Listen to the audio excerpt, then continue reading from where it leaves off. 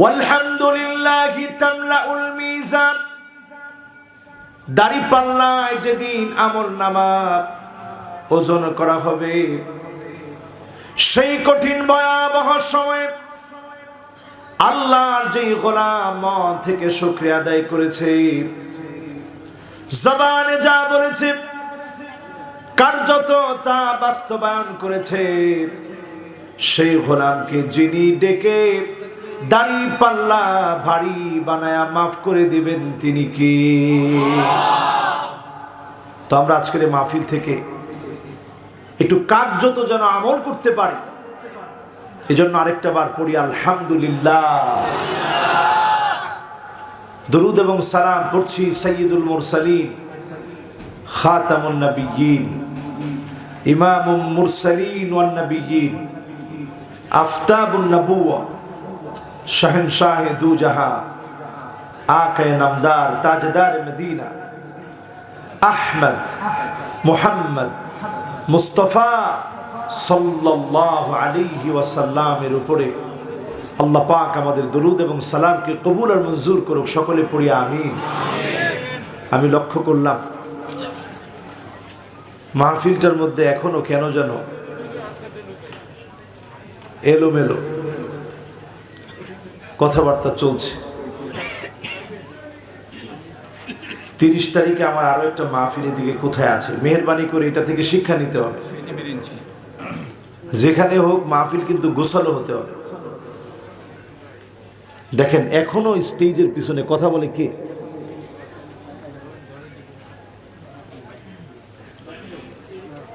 মাহফিলের সৌন্দর্য হচ্ছে কোনো আওয়াজ হবে না, একেবারে চুপচাপ ঠান্ডা দিলটাকে আল্লাহ পাকের দিকে দিয়ে কথাগুলো শুনতে হবে, না হলে ওয়াজ হবে, আওয়াজ হবে, মনের খোরাক হবে না।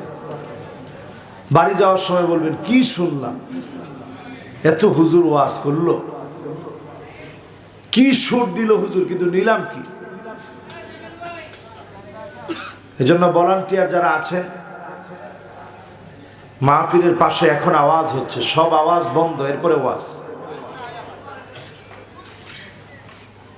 সব আওয়াজ বন্ধ করে এরপরে ওয়াজ করতে হবে। ওয়াজ এটা তো সহজ জিনিস না। जो बात दिल से निकलता वो बात दिल पर असर करता। যেটা দিল থেকে বলা হয় এটা দিলে আসর করে। এখন কথাগুলো যদি আমি শুধুমাত্র মেকি কথা বলি, এটা আপনাদের দিলে কোনো আসর করবে না, আর আমি এই ওয়াজ করে কোনো শান্তিও পাবো না। এজন্য একটু মহব্বত ভরা কণ্ঠে আল্লাহকে ডাক দিয়ে বলেন আল্লাহু আকবার। আবার মহব্বত নিয়ে আল্লাহকে ডাক দিয়ে বলেন আল্লাহু আকবার। পড়েন সুবহানাল্লাহি ওয়া বিহামদিহি আদাদা খালকিহি ওয়া রিদা নাফসিহি ওয়া জিনাতা আরশিহি ওয়া মিদাদা কালিমাতিহি। এবার রাসূল সাল্লাল্লাহু আলাইহি ওয়াসাল্লামের নাম শুনি, আরেকটা বার পড়েন মুহাম্মদুর রাসূলুল্লাহ সাল্লাল্লাহু আলাইহি ওয়াসাল্লাম।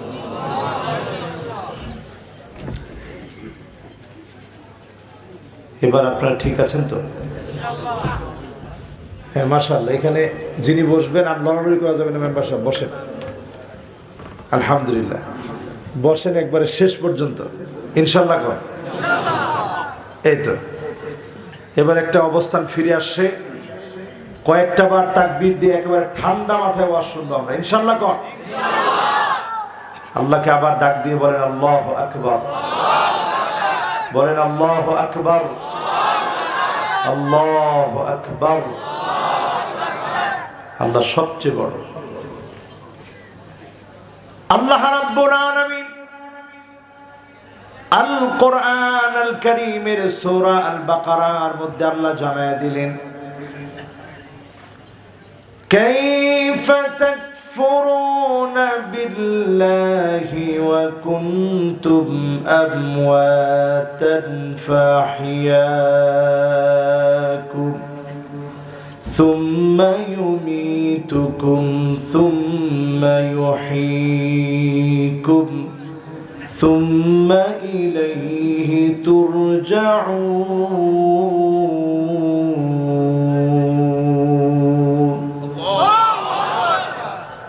সবাই একদিন আমরা ফিরে যাব কার কাছে? আমরা ছিলাম মৃত, সেখান থেকে আল্লাহ পাক আমাদেরকে হায়াত দিলেন, জীবন দান করে দিলেন আমার আল্লাহ। আমার আল্লাহ রাব্বুল আলামিন আমাকে আপনাকে মৃত থেকে জীবন দিলেন, আবার জীবিত মানুষগুলাকে আল্লাহ রাব্বুল আলামিন মৃত্যু দিবেন।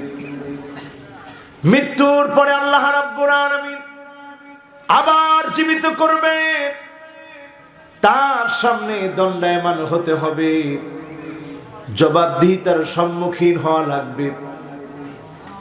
আজকের যে ভূমিকম্প বাংলাদেশকে তটস্থ করেছে,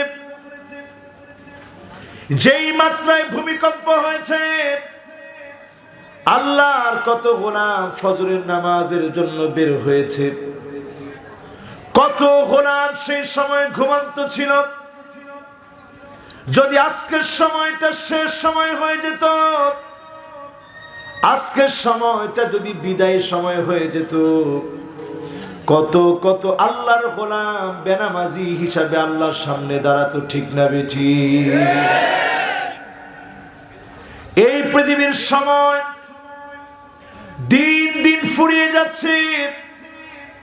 ইক্তাবা লিন-নাসি হিসাবুহুম ওয়া হুম ফি গাফলাতিন মু'রিদুন।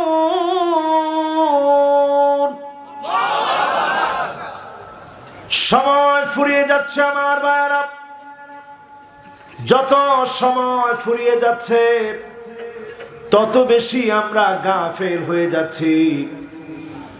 যত বেশি সময় ফুরিয়ে যাচ্ছে তত বেশি আল্লাহকে আমরা ভুলে যাচ্ছি। আজকের এই মাহফিলে চিন্তা করে, এতটুকু একটা স্প্যান্ডেল, এটা পর্যন্ত ভরে মানুষ হয় নাই। আজকের দিনে ভূমিকম্প যদি আমাদেরকে শেষ করে দিত, নিঃশেষ করে দিত, 24টা ঘন্টা যেতে না যেতেই আমার আপনার শরীরের ভিতরে পোকা হয়ে যেত। 3 দিন যেতে না যেতেই নাক নাকের জায়গায় থাকতো না। 6 দিন যেতে না যেতেই নখ নখের জায়গায় থাকতো না। 9 দিন যেতে না যেতেই লোম গুলা লোমের জায়গায় থাকতো না। 17 দিন যেতে না যেতেই দেহ ফেটে নারী বুড়িগুলো বের হয়ে যেত। 1 মাস যেতে না যেতেই আপনার গোশতগুলো খসে পড়তো। 6 মাস যেতে না যেতে হাড় গোড়গুলো সব একটা থেকে একটা আলাদা হয়ে যেত। 1 বছর যেতে না যেতে মাটির সঙ্গে হাড়গুলা মিশে যেত। কত আল্লাহর গোলামের কবর হয়ে যায় পাহাড়ে, কত আল্লাহর গোলামের কবর হয়ে যায় মরুভূমিতে, কত গোলামের কবর হয়ে যায় সমুদ্রের মধ্যে। আমরা আজকে এমন বিপদে পড়ে যেতে পারতাম, আমাদের কবর হয়ে যেত যার যার ঘরের ভিতরে, স্তূপ পড়ে যেতে পারত আমার আপনার কবরে। ধরার লোক খুঁজে পাওয়া যেত না, দাফনের লোক খুঁজে পাওয়া যেত না। মাত্রা যদি বেড়ে যেত, দেশটা তছনছ হয়ে যেত। যেই শহর আমাদের ঢাকা শহর মুহূর্তের ভিতরে মিলিয়ে যেত। এত বড় বিপদ থেকে যিনি বারবার হেফাজত করতেছেন তিনি কে? আল্লাহ বারবার হেফাজত করেন। একটু চিন্তা করেন, আওয়ালা ইয়ারাউনা আন্নাহুম ইফতানুনা ফি কুল্লি আমিন মাররা আও মাররাতাইন। প্রতি বছর 1 বার অথবা 2 বার যিনি আমাকে আপনাকে পরীক্ষা নেন। সুম্মা লা ইয়াতুবুনা ওয়া লা হুম ইয়াযাক্কারুন।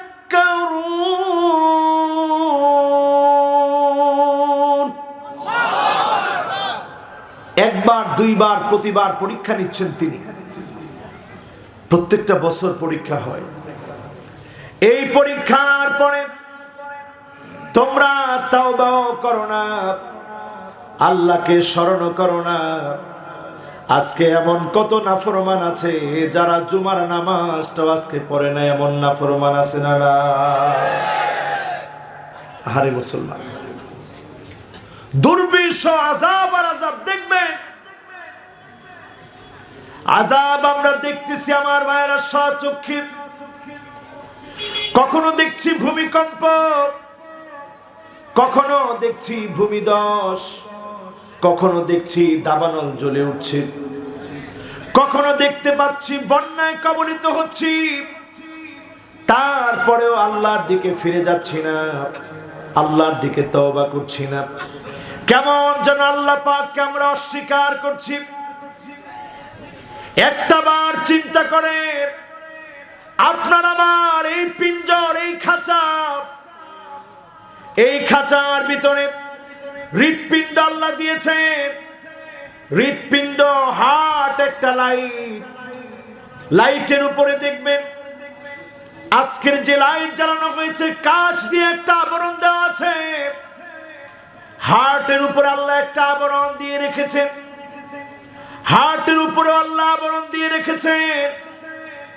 হেরিকেন জ্বালাতে যেমন তেল লাগে, আপনার হার্টটাকে সচল রাখতে রুহের বড় প্রয়োজন।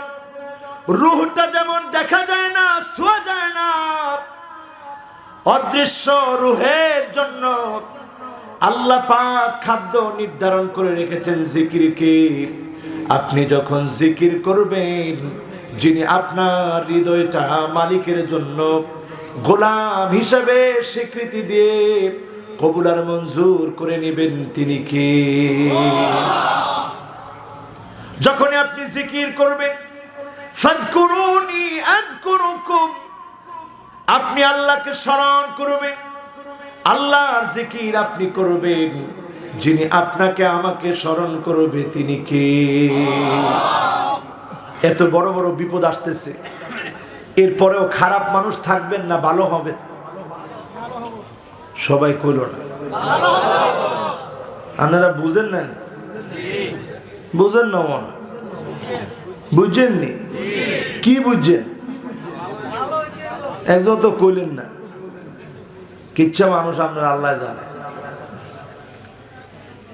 ভালো হইবেন, আসলে ভালো হবেন। আল্লাহর কোন গোলাম যদি ভালো হতে চায়, আল্লাহ পাক প্রতিনিয়ত দরজা খোলা রাখে। আজকে যদি নিয়ত করেন, আল্লাহ আমি অনেক বড় জালেম, জুলুম করেছি, অনেক শিরক করেছি, জিনা করে ফেলেছি, মদ খেয়ে ফেলেছি, নামাজ কাজা করে ফেলেছি, কিন্তু ভালো হতে চাই। আজকে যদি নিয়ত করে ফেলেন, যিনি কবুল করবেন, গুনাহ যিনি মাফ করে দিবেন তিনি কে? কিন্তু আপনি কোন প্রকারের মানুষ আজকে একটু সিদ্ধান্ত নিয়ে দেখেন। ইন্না মিন আশাররিন নাস ইনদাল্লাহি মানজিলাতান ইয়াউমাল কিয়ামাহ, আল্লাহর আদালতে সবচেয়ে নিকৃষ্ট লোক হবে সে ইত্তিকা ফুহশিহি, যেই মানুষটার খারাপি থেকে বাঁচার জন্য মানুষ আপ্রাণ চেষ্টা করে, যেই জালেমের জুলুম থেকে বাঁচার জন্য মানুষ আপ্রাণ চেষ্টা করে, প্রাণপণে যেই মানুষের ক্ষতি থেকে বাঁচার জন্য মানুষ চেষ্টা করে, আপনাকে সেদিন আল্লাহ রাব্বুল আলামিন কিয়ামতের মধ্যে সবচাইতে নিকৃষ্ট বানায় দিবেন। ঠিক না বেঠিক? একটু চিন্তা করেন, এরকম নিকৃষ্ট চরিত্রের মানুষ এখন আমাদের সমাজে কম না বেশি? আজকের সমাজের দিকে তাকালে অবাক হয়ে যায়, কে কত বড় জালেম। জালেমের জুলুমের প্রতিযোগিতা চলছে। যে যত বেশি জুলুম করতে পারে সে তত বেশি নিজেকে বড় নেতা মনে করে, ঠিক না বেঠি? মাখাফাতা শাররিহি। মানুষ কখনো কখনো এদেরকে দেখবেন সম্মান করে। কেন করে? তার ক্ষতি থেকে বাঁচার জন্য। কারণ লোকটা চরিত্রহীন, লম্পট। এই লম্পটের ক্ষতি থেকে বাঁচার জন্য পারলে একটু সম্মান করেও যদি বাঁচতে পারে, এই চেষ্টা মানুষ করে। তার মানে কি দাঁড়ালো? যেই লোকটার ভয়ে মানুষ দূরে পালিয়ে বেড়ায়, আপনি মনে করেন না অনেক বড় নেতা হয়েছেন, আল্লাহর আদালতে নিকৃষ্ট দাগী আসামি হিসাবে আপনার জায়গা হবে, ঠিক না বেঠিক? এটা হচ্ছে 1 নাম্বার। কয় নাম্বার? কত গুনার কাজ করতেছি একটু মিলাই দেখেন। এরপরে 2 নাম্বারে আমার ভাইরা, ইন্না মিন আশারুন নাস ইনদাল্লাহি মানজিলাতান ইয়াউমাল কিয়ামাহ। কিয়ামতের দিবসে সবচেয়ে নিকৃষ্ট মানুষের কাতারে আরেকজন থাকবে। ইউফদি ইলা ইমরাতিহি ওয়া তুফদি ইলাইহি সুম্মা ইয়ানশুরু সিররাহা। যেই লোকটা দেখবেন স্ত্রীর গোপন বিষয়গুলা মানুষের কাছে বলে বলে বেড়াবে, গোপন সম্পর্কের কথা প্রকাশ করবে, এই লোকটাকে আল্লাহ পাক সবচেয়ে নিকৃষ্ট বানাবে। আল্লাহ পাক সেদিন তাকে পাকড়াও করবেন, শাস্তির সম্মুখীন করবেন। আজকে মিলায়া দেখেন কতজন এখানে বসা আছেন, ফেসবুকে নিজের স্ত্রীর ছবি দিয়ে দেন, মুখ খোলা, শরীরের অঙ্গ প্রত্যঙ্গ বোঝা যায়। স্ত্রীর যেই ছবিটা আপনি দিলেন, মানুষ নিচের মধ্যে নাইস লিখে 5টা লাভ দিয়ে একটা কমেন্টস করলো। আপনি মনে করলেন আমার ওয়াইফকে মানুষ সুন্দরী বলেছে। আপনার নিজের স্ত্রীর সৌন্দর্য প্রকাশ করে সেরা হলেন না নিকৃষ্ট হলেন? আস্তে কম। এখন এই সূত্র যদি অ্যাপ্লাই করা হয়, কি পরিমাণ মানুষ আল্লাহর চোখে নিকৃষ্ট। আল্লাহ তো খানা খাওয়ানোর কথা না, আল্লাহ তো রিজিক দেওয়ার কথা না। আমরা রিজিক পাই দুর্বলদের জন্য, আমরা রিজিক পাই আল্লাহর মাজলুম গোলামদের জন্য। আমরা রিজিক পাই এমন কিছু সাধারণ আল্লাহর গোলামদের জন্য। কামিন আশাসা আকবার ফি তিমরাইন লাউ আকসামা আলাল্লাহি লা বাররাহু। এমন কিছু সাধারণ গোলামদের জন্য রিজিক পাই, দেখতে তেমন কিছুই মনে হয় না, কসম করে যখন আল্লাহর কাছে চায়, যিনি ফিরায় দেন না তিনি কে? তাদের জন্য আমরা রিজিক পাই। এমন নিকৃষ্ট এখন আমাদের চরিত্র। নিজের স্ত্রীর সৌন্দর্য, কক্সবাজার ঘুরতে গিয়ে নিজেই ছবিগুলো দিই, সব আপলোড করি, দেখি না? স্ত্রীকে বুড়ো প্লাগ করায় নিজের টাকা দিয়ে, স্যান্ড কিনে দেয় নিজের টাকা দিয়ে, শরীরের মধ্যে উল্কি আঁকায় নিজের টাকা দিয়ে। প্রতিনিয়ত যে স্ত্রী লানত প্রাপ্ত হচ্ছে, ওই স্ত্রীর সন্তান কেমন করে আজকে ভালো হবে, কেমন করে জান্নাতের দিকে হাঁটবে, ঠিক না বেঠি? তা আমরা এখানে বসছি সেরা হতে না নিকৃষ্ট হতে? বলেন আওয়াজ করে, সেরা হতে না নিকৃষ্ট হতে? তাহলে নিকৃষ্ট চরিত্রগুলো বাদ দিতে হবে, ঠিক কিনা? 3 নাম্বার আসেন আমার ভাইয়েরা, যুল ওয়াজহাইন। এমন এমন মানুষ দেখবেন, 2 চেহারাওয়ালা মানুষ।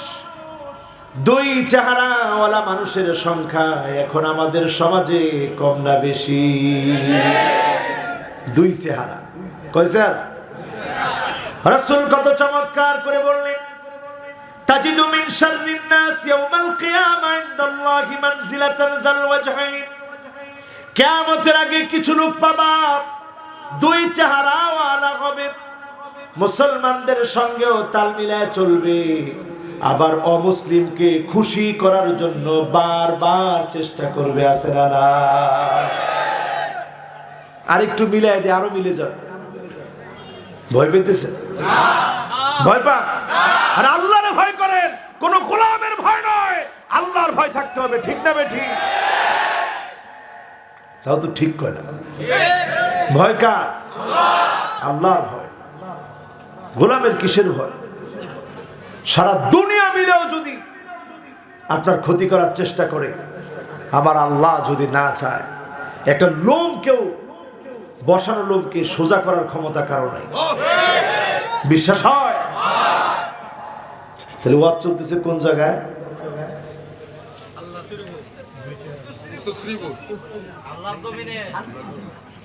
মারে মা, সব ভুলি গেছে। কে রে? একজনও কইতে পারলেন না কই চলতেছে? কয় চেহারাওয়ালা মানুষ? দুই চেহারা। কয় চেহারা? বাস্তবতার সাথে মিলায় নেন আমার ভাইয়ারা। আমরা মুসলমান, কালেমা পড়েছি, আমার হৃদয়ে, আপনার হৃদয়ে কোরআনের জন্য ভালোবাসা আছে। ফ্রান্সে বসে যখন আমার নবীকে গালি দেওয়া হয়, আমার নবীর নামে ব্যঙ্গ করা হয়, সবচাইতে বড় মিছিলটা আমার দেশেই হয়। ঠিক না বেঠি? আমাদের ভিতরে ওই যে বলেছিলাম হার্ট, সেই হার্টটাকে সচল রাখার জন্য হারিকেনের ভিতরে যেমন সলতা থাকে, উপরে একটা চিমনি থাকে, আর তেলগুলো দিয়ে প্রজ্বলিত করা হয়। আল্লাহ পাক রূহের খোরাক দিয়ে দেন। যখনই মাহফিল আল্লাহর গোলামেরা বসে, খোরাক পায়, হৃদয়টা আলোকিত হয়, হার্টটা যখন প্রকম্পিত হয়, ওই আলোটা বাহিরে বিচ্ছুরিত হয়। বিচ্ছুরিত হওয়ার কারণে গোলামের জবান দিয়ে আল্লাহর নামটা প্রকাশিত হয়। ঠিক না বেঠি? এখন একটু বুঝাই দিই, আমরা মুসলমান, আমার ধর্মের নাম কি? আর আস্তে কোন ধর্মের নাম কি? আমার ধর্মের নাম ইসলাম। যে হিন্দুত্ববাদী বিশ্বাসী সে, যে বৌদ্ধ গৈথম বৌদ্ধের আদর্শে বিশ্বাসী সে, যে খ্রিস্টান যিশুর আদর্শে গড়ে উঠেছে সে, আমি আপনি কিন্তু মুসলমান। ইসলাম থেকে এক চুল বাহিরে যাওয়ার কোনো সুযোগ নাই। কিন্তু আজকের সমাজের দিকে তাকায় দেখবেন, এখনকার সমাজের এমন অবস্থা, কি মুসলমান, কি হিন্দু, কি খ্রিস্টান, কি বৌদ্ধ, সব বাদ দিয়ে এখন বড় ধর্মের নাম হচ্ছে রাজনীতি।